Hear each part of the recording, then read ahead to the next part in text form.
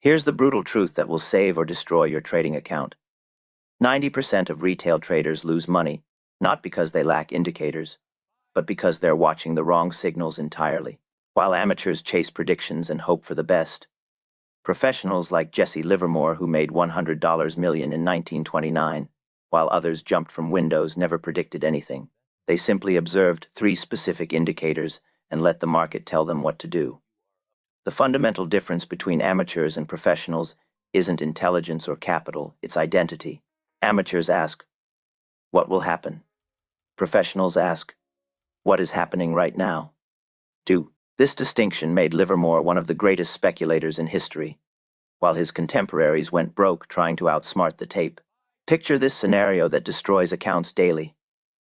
You see a breakout on your favorite stock. Volume looks decent. You buy with $5,000, half your account, because you're confident. 2 days later, it's underwater. You widen your stop loss because it just needs more room. The stock sinks further. That's not bad luck, that's amateur behavior. A professional would have risked 1% of their account, waited for proper confirmation, and cut the loss fast when the tape spoke differently. While you lost $2,200 chasing hope, the professional lost $100 following discipline. This difference compounds into the chasm between consistent profits and devastating account destruction. But here's what most educators won't tell you. The problem isn't your strategy or indicators. The problem is you're trying to predict what the market will do, instead of observing what it's actually doing right now. Every amateur falls into this prediction trap. They study fundamentals, patterns, and reports, building a crystal ball for tomorrow's prices. Meanwhile, professionals ignore predictions entirely and focus on one question. What is the market telling me through its behavior at this exact moment? Every price movement represents real money, changing hands between real people, making decisions based on real emotions. Fear and greed haven't changed since markets began. The psychological patterns that drove speculation in Livermore's era drive speculation today. Livermore understood something most traders never learn. The market reveals everything through 3 simple indicators that require no complex formulas, no expensive software, no mathematical calculations. These signals existed when traders watched ticker tape, and they exist now in our digital age. The technology changed, but human nature and therefore market behavior remained identical. The first indicator alone will transform how you read price action within 30 days. You'll stop seeing random movements and start recognizing the conversation between supply and demand. The second will teach you when to press your advantage with surgical precision, turning small wins into substantial profits while keeping risk minimal. The third will save you from devastating losses that destroy trading careers. Together, they form what Livermore called the market's true language. Here's your first hard rule. Size from the stop, not your feelings. If the distance to your stop is $1.20 and your risk per trade is $100, you buy 83 shares, not about 100. Precision prevents regret. Second rule. Never widen a stop after entry. You can tighten it with fresh information, but never give the market more rope. Third rule. 1 signal is noise, 2 are interesting, 3 mean business. The tape, the pivotal point, and the market tide must align before you risk real money. When they don't, bank your greatest edge: patience. Counterintuitive truth. Doing nothing is often the best trade. Waiting is a position, frequently your most profitable one.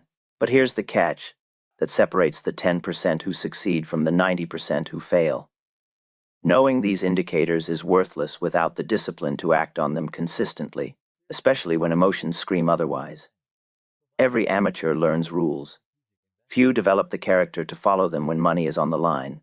The market will test your discipline repeatedly. It will offer seemingly perfect setups that violate your rules. It will tempt you to risk more when winning. It will whisper, "This time is different," when you should cut losses. The tape whispers before it shouts. By the time most traders recognize what's happening, the major move is over. But professionals hear those whispers clearly. They see subtle signs that precede major movements. They position accordingly, with proper risk management, and let the market do the heavy lifting. This isn't about being smarter or having better information.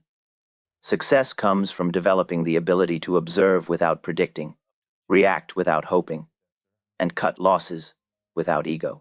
These three indicators will show you exactly how to develop that ability, but only if you commit to learning the market's language instead of imposing your predictions on it.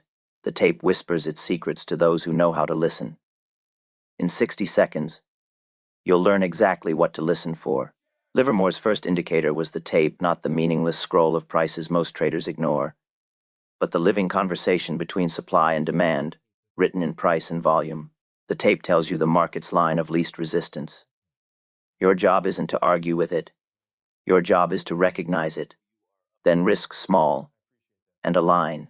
Most traders think they're reading the tape when they glance at green and red candles, but they're missing the deeper dialogue happening between buyers and sellers.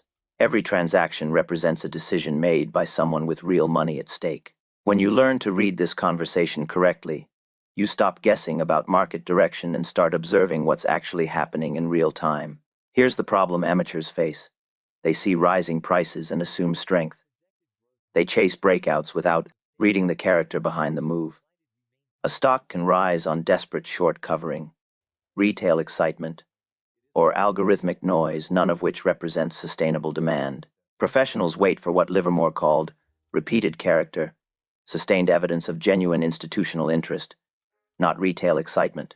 This character reveals itself through volume patterns that most traders completely ignore. When smart money accumulates a position, they do it quietly over weeks or months. When retail gets excited, they do it loudly over hours or days. The tape records both behaviors differently if you know what to look for. Let me share a story from 1907 that cost amateur traders fortunes and made Livermore millions. Railroad stocks were breaking to new highs, and everyone was buying. The newspapers were bullish, the fundamentals looked strong, and the price action appeared perfect clean uptrend. Higher highs, higher lows. Technical analysis suggested continued strength, but Livermore noticed something the crowd missed. Volume was decreasing as prices rose. While everyone celebrated new highs, the professionals were quietly distributing shares to enthusiastic amateurs. The smart money was selling into strength, not buying it. Within weeks, those railroad stocks collapsed, wiping out traders who focused only on price direction. Livermore had shorted the breakout because the tape told him the real story: distribution masquerading as accumulation. He saw the whispers of weakness long before they became a roar. This pattern repeats endlessly across all markets and time frames. Rising prices on declining volume signal that demand is weakening, not strengthening. Falling prices on declining volume suggest selling pressure is exhausting itself. But amateur traders see only the price movement and miss the volume context entirely. They buy breakouts without checking if anyone of substance is actually buying. They panic sell bottoms without noticing that selling pressure is diminishing. Here's your protocol for reading the tape correctly. First signal, structure. Look for higher highs and higher lows over several weeks, not just a few days. True trends develop slowly and persistently. Amateur trends spike quickly and die fast. Professional accumulation builds methodically over time, creating a staircase pattern of steady progress. Second signal, sponsorship. Volume should expand on up days and contract on pullbacks. This tells you that institutions are buying strength, and retail is selling weakness, exactly what you want to see. When volume patterns reverse, light volume on advances, heavy volume on declines, the tape is warning you that smart money is heading for the exits. Third signal, preparation. Range contraction before expansion creates what Livermore called the coiled spring effect. After weeks of sideways action on declining volume, the stock builds energy for its next major move. This isn't random consolidation, it's professional accumulation disguised as boredom. When the spring finally uncoils with massive volume, the move tends to be swift and substantial. But here's the key. It must be a coiled spring, not a messy stampede. Clean, tight ranges on light volume suggest control. Sloppy, wide ranges on erratic volume suggest confusion. Your execution rules must be precise and non-negotiable. Risk per trade, 0.5 to 1% of equity maximum. Write 1% max on your monitor where you'll see it every day. This isn't a suggestion, it's survival. Entry timing. Buy after range contraction. On the expansion day that closes near highs with 150 to 200% of average volume. This confirms that the breakout has genuine sponsorship, not just retail enthusiasm. Stop loss placement, just below the contraction floor or prior day's low, whichever is tighter. This gives the trade room to work while limiting damage if you're wrong. Position size calculation. Determine shares from risk to stop distance, never from conviction. If your stop is two away, and you're risking 500, you buy 250 shares, regardless of how sure you feel. With a 20,000 account and 1% risk, your loss budget is 200,200. If the stop is 1, 0, 0, 1, 0 away, you buy 200 shares. Precision protects you. Sloppiness invites regret and needless drawdown. Emotion has no place in position sizing. Conviction kills accounts when it overrides risk management. Pattern interrupt. No expansion after contraction means no trade. Period. If the spring doesn't uncoil with authority, step aside and wait for the next setup. Waiting is a position often your most profitable one. Amateur traders feel compelled to trade every setup they identify. Professionals trade only the setups that meet all criteria with room to spare. The difference between these approaches determines who survives and who doesn't. The tape reveals momentum and sponsorship through these volume patterns, but reading the tape is only the beginning. Where do you draw the line that separates hesitation from commitment? That's the pivotal point, Livermore's second indicator and the hinge of all great trades. A pivotal point isn't just another support or resistance level drawn by technical analysts with arbitrary lines on charts. It's a psychological battlefield where the market declares its true intentions through the collective behavior of thousands of traders, each carrying emotional baggage from previous encounters with that exact price level. Livermore watched for these moments of announcement, then acted decisively with defined risk parameters. He understood that certain prices carry more psychological weight than others' prices, where fortunes were made and lost, where dreams died and hopes were born. These aren't random numbers on your screen. They're emotional landmarks burned into the memory of everyone who ever owned the stock at those levels. The amateur's fatal mistake is buying near resistance or before the breakout. They anticipate the pivot and get chopped up by false signals, head fakes, and stop runs designed to shake out weak hands before the real move begins. They see a stock approaching a previous high and immediately start planning their entry, convinced they've spotted an obvious opportunity that everyone else missed. But markets don't reward the obvious, they reward patience and precision. Professionals let the stock prove itself above a clear level, on undeniable volume, with clean risk parameters already calculated. They never anticipate, they always confirm. This single difference in approach separates those who consistently profit from market inefficiencies from those who become the inefficiency that others profit from. Here's a perfect example from Livermore's own trading that illustrates the psychological dynamics at work. Union Pacific had fallen from 180 to 120 inches 1,907, creating massive emotional trauma for thousands of holders who watched 6060 per share evaporate from their accounts. Many sold at the bottom in despair, swearing off stocks forever. Others held on, hoping for recovery, praying to break even someday. When Union Pacific later rallied back toward 140, amateur traders assumed it would continue higher. After all, it was recovering from oversold conditions. The fundamentals were improving. The selling had exhausted itself, and momentum appeared to be building. Everything looked bullish on the surface. But Livermore recognized 140 as a pivotal point where thousands of trapped investors would desperately sell to break even. These weren't professional traders with disciplined stop losses. These were emotional investors who had suffered through months of sleepless nights, watching their life savings lose 1/3 of its value. Now, finally, they had a chance to escape with smaller losses. The psychological pressure to sell at 140 would be enormous. Every holder who bought between 140 and 180 would be thinking the same thing. If I can just get back to 140, I'll sell and never touch this stock again. Livermore shorted Union Pacific at 139, just below that critical psychological barrier, and within days it collapsed back to 110 as trapped holders flooded the market with sell orders, exactly as he predicted. The professional sees a stock approaching old highs and thinks, trapped trader exit point. The amateur sees the same level and thinks, breakout opportunity. This psychological understanding separates consistent winners from consistent losers over time. Markets aren't just mathematical constructs, they're psychological ecosystems where human emotions create predictable patterns of behavior. Fear and greed haven't changed since markets began. The same psychological forces that drove speculation in Livermore's era drive speculation today. Your protocol for identifying and trading pivotal points must be systematic and unemotional. Identification requires a minimum of 6 weeks of consolidation, or a clear prior major high that created significant emotional impact. Quick, shallow pullbacks don't create the psychological conditions necessary for a true pivotal point.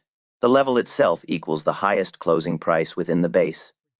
Adjusted for obvious stop hunts, where market makers briefly spike the price to trigger stops before reversing. Don't use intraday highs. Closing prices reflect where serious money was willing to hold overnight. Confirmation requires a close above the pivot level, with 150 to 300% of the 20-day average volume. This ensures the breakout has genuine institutional sponsorship, not just retail enthusiasm or algorithmic noise. Execution timing is critical and non-negotiable.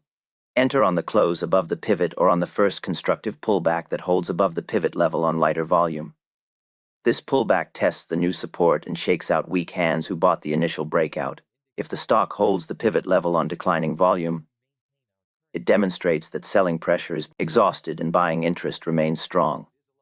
Stop loss placement goes 3 to 5% below the pivot or below the breakout day low, whichever is tighter. This gives the trade room to work while limiting damage if the breakout fails.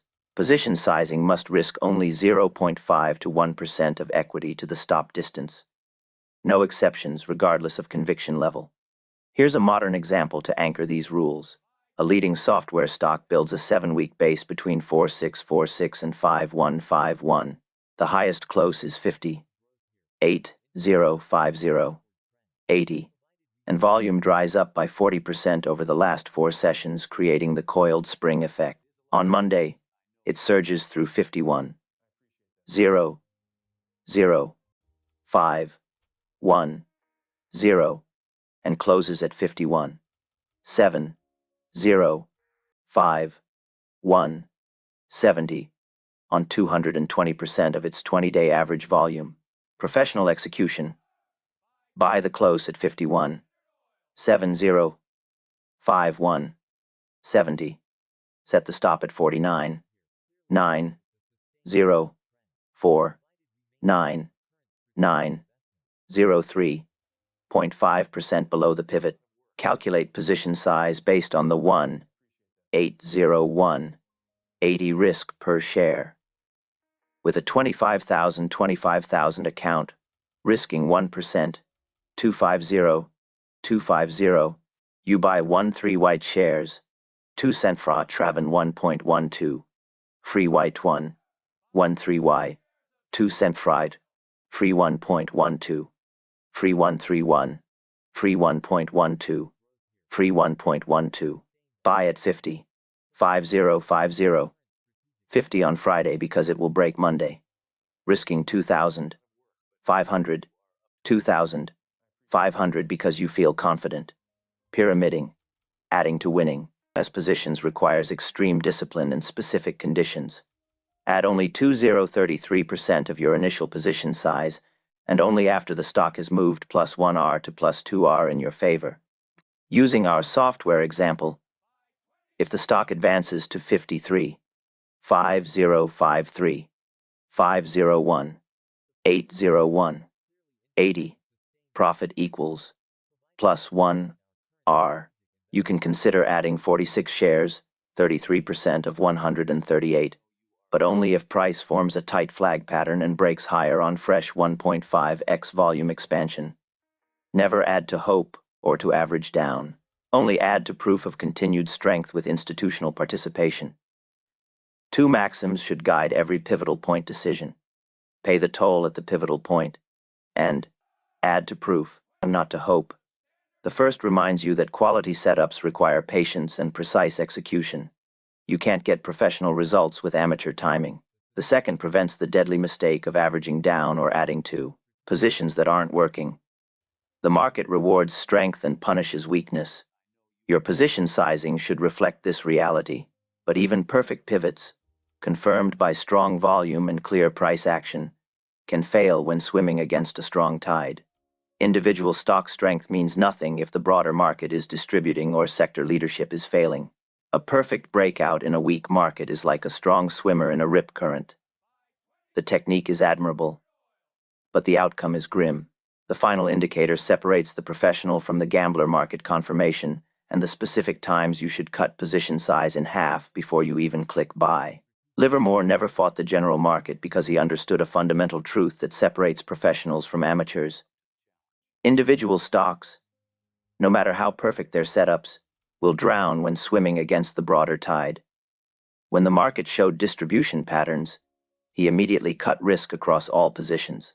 When it confirmed strength with expanding volume and healthy leadership, he pressed his advantage with surgical precision. This sounds simple, but it's brutal in execution because it demands constant vigilance and the discipline to act against natural impulses when you've identified what appears to be a perfect individual setup. The market's primary trend acts like an invisible current. It can carry even mediocre stocks higher during bull markets, or drag the strongest companies lower during bear markets. Fighting this current is like sailing directly into a hurricane because your compass points toward treasure on the other side. The amateur's fatal flaw is isolating stock analysis from market environment entirely.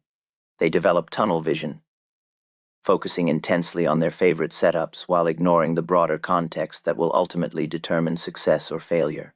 They spot a perfect pivotal point with ideal volume characteristics and compelling tape action, but they completely miss that major indices are showing distribution days. Sector leaders are rolling over, and market breadth is narrowing dangerously. The tape reading in their individual stock might be absolutely correct, but they still lose money because the rising tide that lifts all boats has reversed into an undertow that drowns even strong swimmers. Picture this scenario that destroys accounts daily. You identify a textbook pivotal point at 50-50 inches, a leading semiconductor stock that's been building a tight 7-week base. Your entry timing is perfect as the stock clears 50, 3-0, 5-0, 30 on 180% of average volume, closing strong at 50, 8-5, 5-0, 85. Every individual indicator screams buy.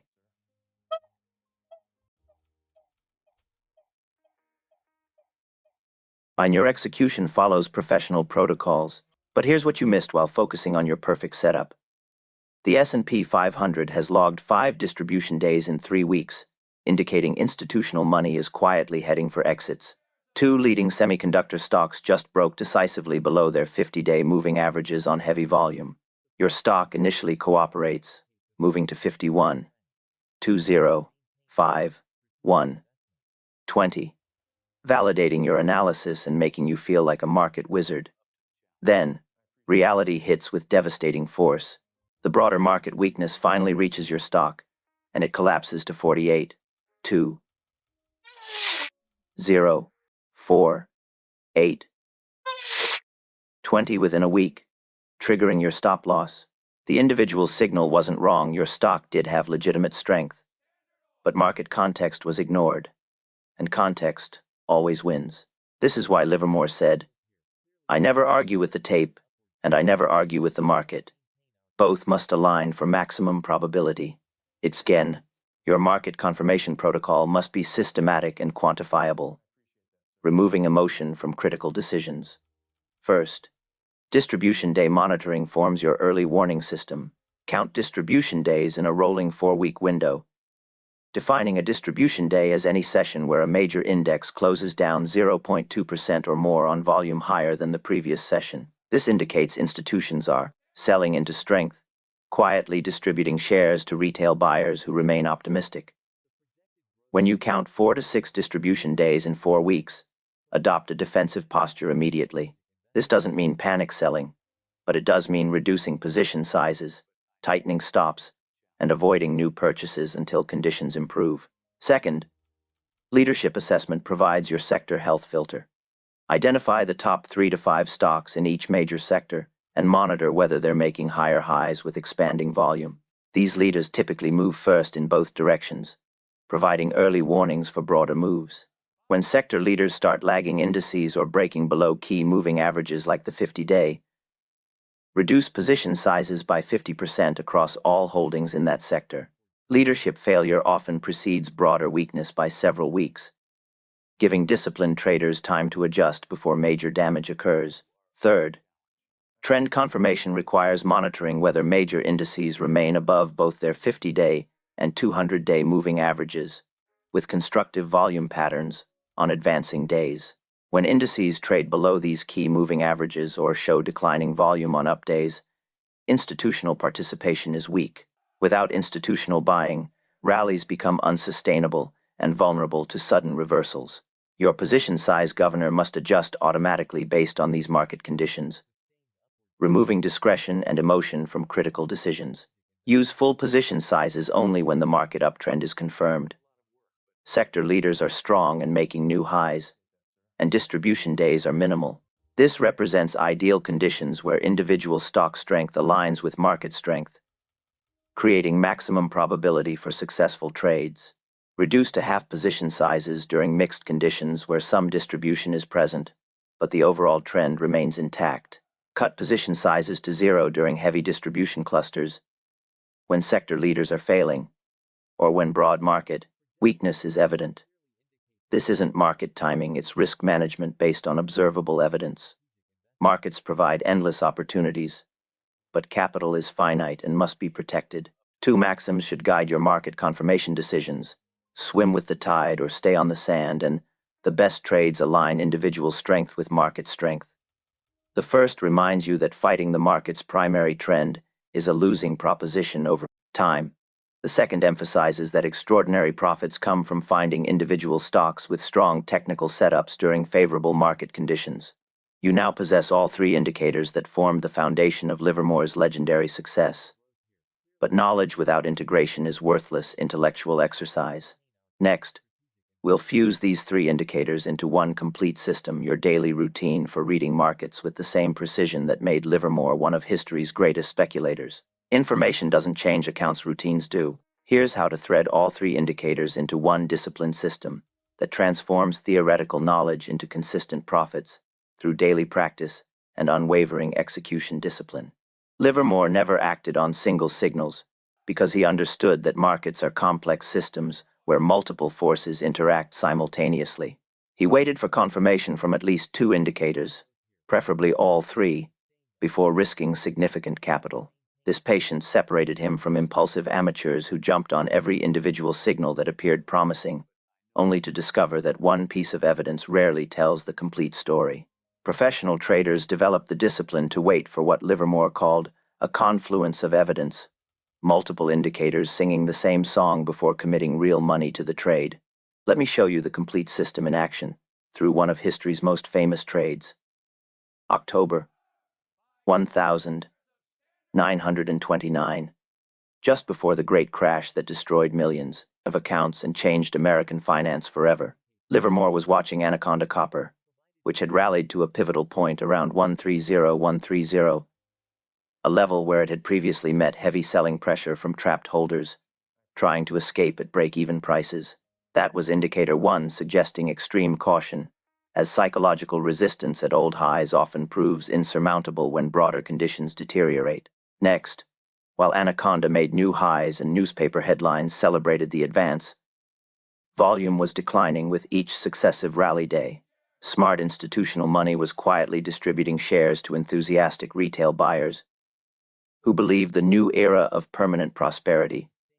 Propaganda, that was indicator 2, confirming his growing suspicion that this strength was artificial and unsustainable. Finally, the general market was showing unmistakable signs of exhaustion, distribution days clustering across major indices.